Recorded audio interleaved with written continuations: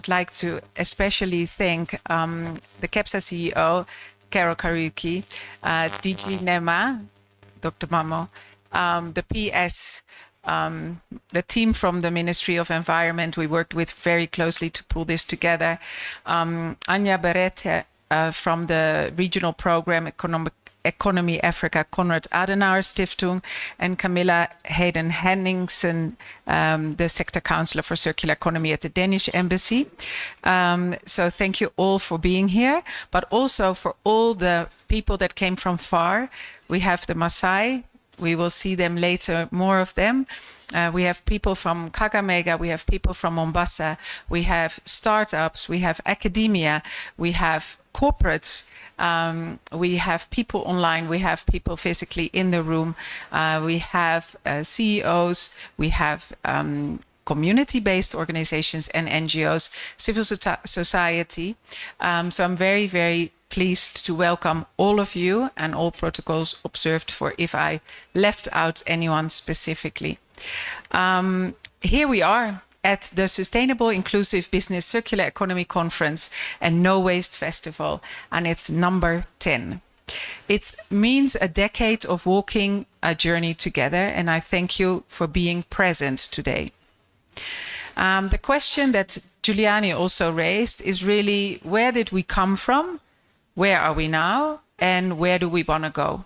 What is the future that we want to create together?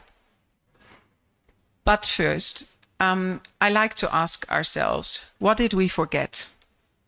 Because not long ago, traditional stories were told to all live in harmony.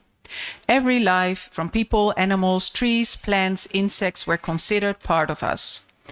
And here in Kenya, we have baobabs, 100 years old, that were the symbol of life. And elders would tell you, we are all nature. The trees are our kin, the river is our lifeblood, and to harm them is to harm our own future. There was never a need for the proof of science. There was never the need for economical calculations of how many trees we could cut before we will have a disbalance. Without nature, we won't exist. We eat and breathe nature. We are nature. If we pollute the soil, your food won't be nutritious. If you grow one crop, soil will erode, and there won't be enough biodiversity to grow a next round of food. In the past, we knew. We knew I am because we are. We forgot, and when we are reminded, we need scientific proof to make us act differently. 10 years ago, sustainability and businesses, they were known for the economical sustainability of your business. And CSR was a really generous act of charity, but there was no correlation to the impact of your business on the environment and people. We forgot about that. We lost in complex systems and monetary measuring tools. But the stories are coming back. The ancestors, traditional knowledge, indigenous wisdoms, they speak out loud. And slowly we have seen the understanding of what we do has an impact on everything around us. And as we slowly start seeing people, laws, visions being included, to hold ourselves accountable because we have not forgotten. And we know what we choose today doesn't lead to a healthy and happy and blooming tomorrow if we won't change. So now the question is, how? How do we turn a current system into a new one, a regenerative one? Like with all change, nothing will change if you don't change. And while on that road, we encounter the truth of where we are today. We have developed a model that's called circular economy to replace a linear one. And I remember that our co-founder, Willem Lageweg, was sharing a book with me. It's called Cradle to Cradle. And ever since, I thought, unless there was a mindset of understanding your impact on do things differently, I don't want to work on it because it doesn't have the right impact. But it also blew me away how everything is connected and how it seems almost an impossible mission to change everything. That's why the first conference we organized, we started with a little note and a seedling of a fruit tree. saying, if you think you're too small to make a difference, meet one mosquito at night. And while change may seem slow, if you make keeping the differences, the fruit tree will bear fruits. So people attending from the conference 10 years ago, they have shared pictures with me of great apple trees in their garden. So now the future we want to create.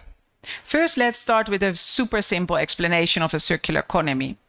It's basically mimicking the circle of life.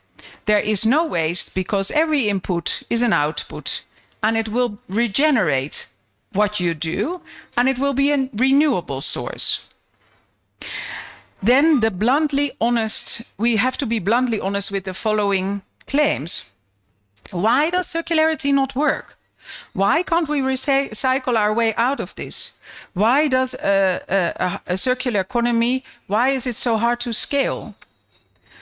And even that, it's quite simple, because we measure the success according to the measurements of a linear economy, the definitions of success, cost, efficiency, and the holy grail of eternal growth. And there are hardly any products in a circular economy that have a true price that include the impact on people and planet. But yet, they are produced cheaply, made badly, and it's great for scale. It breaks, and it's cheap to make another, because we don't consider nature resources a cost. So today we really like to ask ourselves, choose to rethink, redesign, and that starts with intentions. It starts with reimagining. Why do we use what we use? Why am I using a plastic bottle to carry water? Why?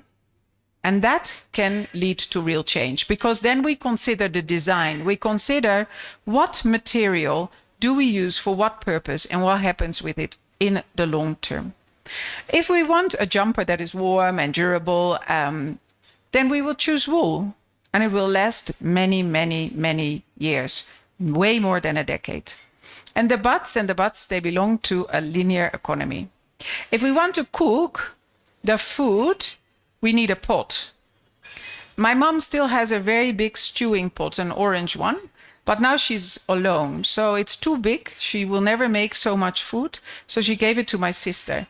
She never bought a new pot in her life, while I bought in my life many cheap ones before I bought a proper one that will last me. In the future we want to create, we are intentional, we rethink and we redesign and choose durability, natural products over short-lived ones that pollute our world. In the future, we choose inclusivity and belonging. In the future, we choose togetherness and living in harmony with nature, as we are nature. And life is a beautiful, delicate web of interconnection. I am because we are.